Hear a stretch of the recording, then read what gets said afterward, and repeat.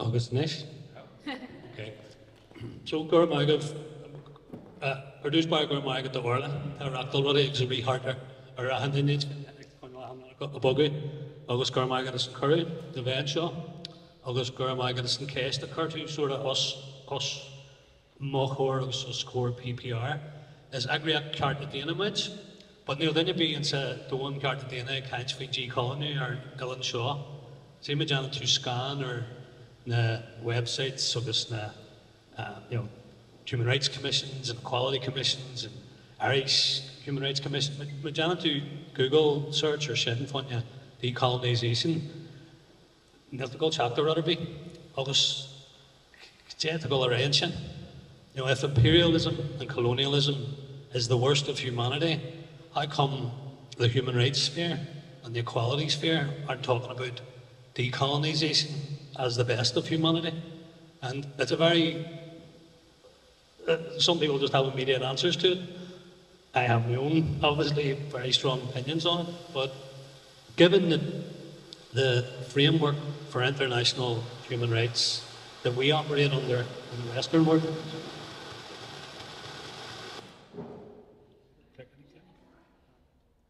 at Scotchy, that map? No? He's fine? All the eardrums were near busted there, with that?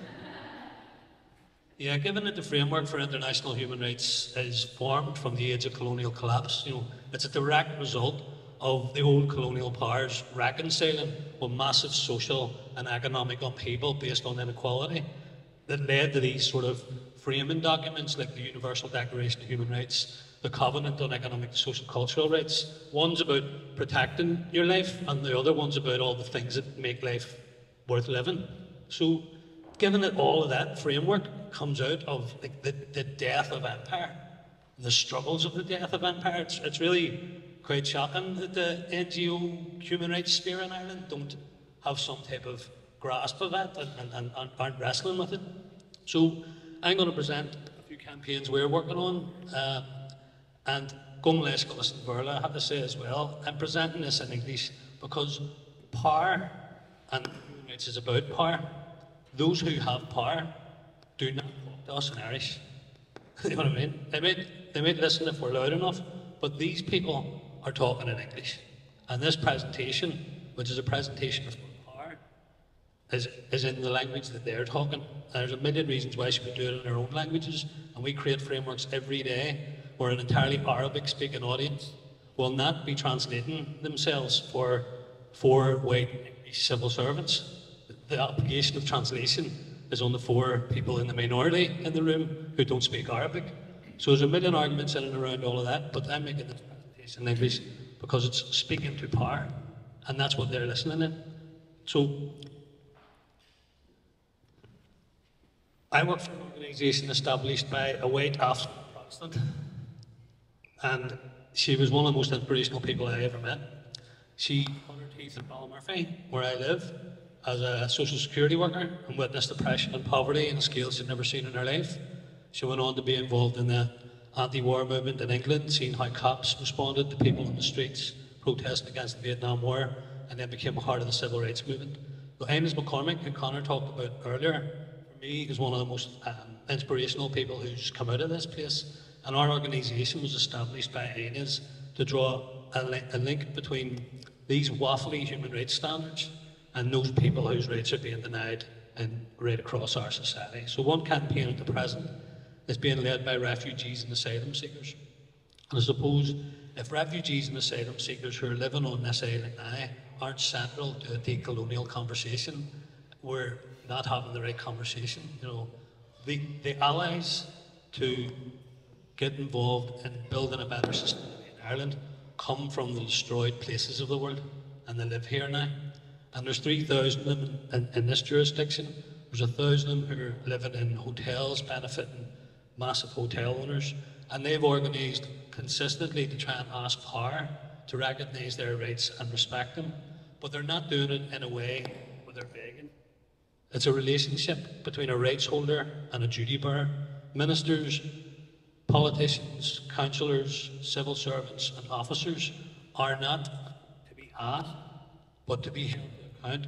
and to be monitored. So that's the framework that we create, and we create frameworks whereby the oppressed can create their own power and an orbit around that power. And so what they're doing is they've organised 70 local businesses and organisations. They essentially undercut and circumvent the economic backbone of Westminster's hostile environment policy by refusing to comply, by refusing to make people whose skin is black and live in this jurisdiction because of the country they came from. So that's one. The other is the new script for mental health. Jake and others would have been at an event recently. The stat on the board, which has went all over the board, but the so we live in a conflict zone. Think about the resource mobilised to end that conflict. Think about the personal, the civil society infrastructure, the private infrastructure, the financial infrastructure, the litigation, the legislation. More people have died by suicide since the conflict ended than were killed during it. And then think about the resources that are being mobilised to tackle that problem in comparison. So a direct legacy of a conflict caused and rippled through the whole colonial history of Ireland and imperial is killing more people now than the conflict itself. But where are our resources? Where is the mobilisation for peace for that cohort of essentially poor people living in the worst districts in our cities, suffering the worst social and economic deprivation, leading to people taking their own lives and massive mental health inequalities? So this movement, again, is about trying to correct that medicalised model that blames the individual, tells you you're the problem in a society that's clearly dysfunctional, but you're the issue and you could be medicated out of your issue. That's trying to cultivate a new type of conversation, decolonising that space and thinking about how can you create a mental health movement that is about healing, that is about overcoming trauma, that is about working together through collective activity and the stuff that makes being part of community, society, family, interacting with each other as human beings are meant to do. And the last one here, take back the city. So we live in Belfast in 2023, and we live in a city that has bigger walls than the Berlin Wall, driving through the whole city, carving it up. We're actually at the start of what is essentially a 5-mile wall that's dividing the city, at the foot of the mountain at the Springfield Road, and a site where these families in housing need are campaigning to deliver social housing in the area of worst social housing inequality in the state, where religious inequality impacting Catholic families remains out of control. This campaign was born out of 10 years of organising from the New Lodge flats to Edinburgh to Dublin to Galway, with travellers and refugees and asylum seekers, those on the margins of our societies, to bring forward a proposal to develop that site. And at every wheel and turn, despite which ministers, permanent secretaries, or civil servants or politicians have been in charge, it is met with a deep, what I can only call a deep, deep institutional resistance to change. That it does not matter, and it has not mattered, how the people at the top of those institutions have changed. The deep, deep institutional resistance to human rights and equality that resides within the institutions of the state is not going to be dislodged by putting someone else in charge of those institutions. It's only going to be dislodged by organising from below and with individuals and coalition partners, people with power, people without power, to develop new institutions. And that's what the movement of homeless families is doing. It's articulating and prefiguratively what could be, and then going after it and letting the state follow, and willing partners at the state level follow if they will. So, fuck me, I've cooked 1 minute and you're finished, so I'm going to have to make something up here at this stage. So, there's another wee spot that just came from the day. Orla said I should have went in here covered in muck and shite and then it would have looked more authentic. But I decided not to because that just would look pathetic. So, Guardian of Football, I don't know what happened with all the wee words on the slides, I had to fix that at some stage. But Guardian of Football for me is a wee place where all of those threads, those threads of accountability and inequality, pain and community are woven together in a very interesting place in West Belfast. So this is a community garden that was initially set up by, it came out of like Father Des Wilson, Liberation Theology, Spring Hill Community House. It was set up, and then after about 7 years, COVID hit, dereliction, all sorts of the usual thing. No, Belfast City Council put lots of money into it and then walked away, and then it was left to rot and so on. So after COVID lifted, we were approached about going here, seeing the photograph. This is a recent photograph, and it's actually the first Irish language saying to be erected on the £5.1 million European peace-funded Greenway development, which is going through the city. But the sign wasn't put up by authority figures, it wasn't put up by council, it wasn't put up by, in fact, council are calling in the idea that you would put the Irish language anywhere on the Greenway. The sign was put up by joiners, you know what I mean? The sign was made by people who know how to paint nice things, and then it was erected by a community itself. And I think those wee sort of acts, and this one was really, really funny because on this day, you can see the mayor of Belfast there, Tina Black, and she sounds proud. But on this day, she was being brought to launch a big grey shed that had been dropped on top of the garden. So we've been working in the space for 3 years, kids and families and schools and communities and the whole bit. And Tina Black was invited by a charity that got part of that £5.1 million contract. One of the other beneficiaries of the contract was a guy called Winky Irvine, who's a loyalist paramilitary who was actually arrested after a hoax bomb attack on the Irish foreign minister a couple of weeks ago with a bag of weapons in the boot of his car, which is a strange colonial context as well.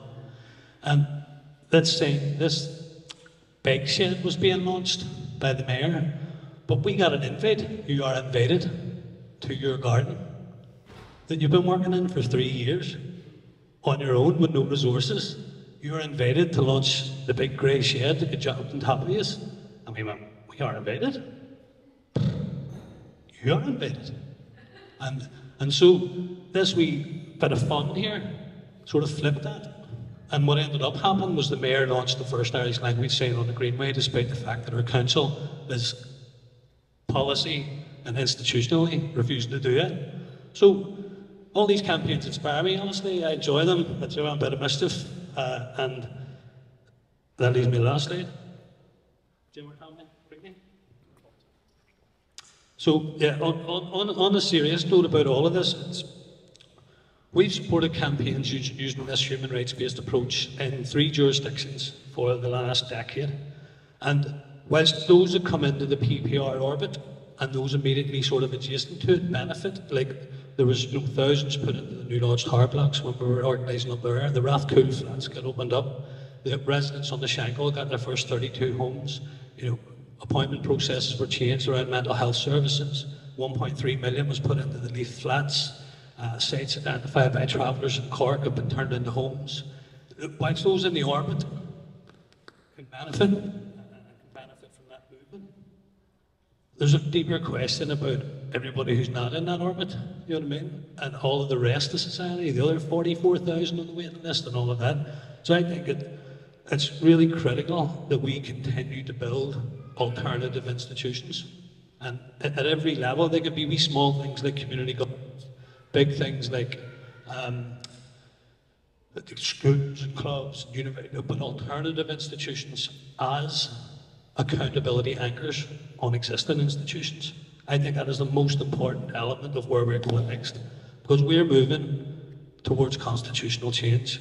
We're moving, and Sinn Féin are tapping well a really quality human rights and quality sentiment on this island. Sinn Féin are tapping that well, but I know from travelling in South Africa that the party getting power does not mean human rights and equality. Now in South Africa, the ANC are assassinating black people for protesting for housing rights. And I know because I've been with them. Because Virgil Enright sent me out talking about the famine stuff. So it's not a natural trajectory that a party of rights will implement those rights unless you build consistent, strong, independent community infrastructure and civil society to guard and to protect and to defend and to fight for those rights. So I'll wrap it up there. Oh, and the last one being, all this is entirely possible. We've literally just been part of the biggest movement in the history of humanity for public health during COVID. We literally, every single one of us, on a global scale, played a part in it. A massive societal shift happened, where the primacy of health became the most important thing on the agenda. So all of this is possible. We've just lived through it. And I think for us, if we're talking about decolonisation, or rights, or equality, or progress, we need to just consistently remember that we just lived through a period where they put all the planes on the ground, they put all the cars back in the shed, they put money off the magic money tree in pockets left, right and centre. They fundamentally changed the economic and political model on a global level. It is entirely possible. So right in the Keela.